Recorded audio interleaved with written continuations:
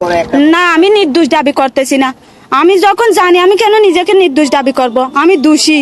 আমি কি আপনাদেরকে একবারও বলছি আমি নির্দোষ? তখন আমার আবেগে কাজ করছে, বিবেক কাজ করে নাই। বিবেকটা কাজ করলে পৃথিবীর সর্বশ্রেষ্ঠ আদালত হচ্ছে মানুষের বিবেক। তখন যদি আমার বিবেকটাই কাজ করতো তাহলে আমি এত বড় পাপের মধ্যে জড়িয়ে যেতাম না। একবার আমার সন্তানের কথা ভাবতাম, কারো কথা না ভাবলেও একবার আমার সন্তানের কথা ভাবতাম। আমি আমার সন্তানের কথা পর্যন্ত ভাবি নাই। প্রথমে তো টুকরো টুকরো করা হয় নাই।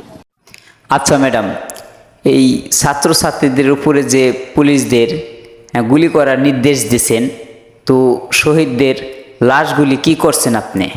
প্রথমে তো ওরা বস্তার ভিতর ঢুকে ফেলছে, যে তখন তো মৃত কি জিন্দা ওটা তো আমি জানি না। আমি বস্তার ভিতর ঢুকে ফেলছে যে ওটা দেখছি, তারপর আর কিছুই দেখি নাই। আমি টুকরো টুকরো কিভাবে করা হলো, কখন করা হলো? টুকরো টুকরো হয়তো বা রাতে করছে ওরা। আমার ধারণা রাতে, দিনে করে নাই ওরা। রাতে তখন আমি বাসায় ছিলাম না। করে ব্যাগ ট্যাগ গুছায়, সবকিছু গুছায়, তারপর আমাকে ভাত খাওয়ার জন্য ডাকছে। যে ও মানে টুকরো করার পর আবার ভাতও খেয়েছে? হ্যাঁ, খাইছি। আপনাদের যদি বিশ্বাস না হয়, এটা আমি করছি, আমি কি দোষী না নির্দোষী ওটা উপরওয়ালা জানি।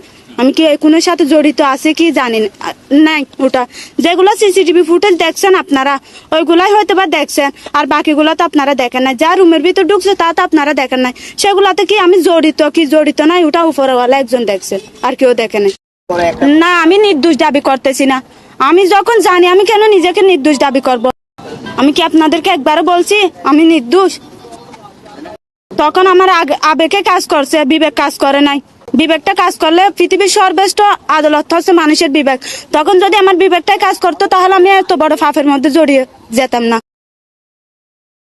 আমি দোষী।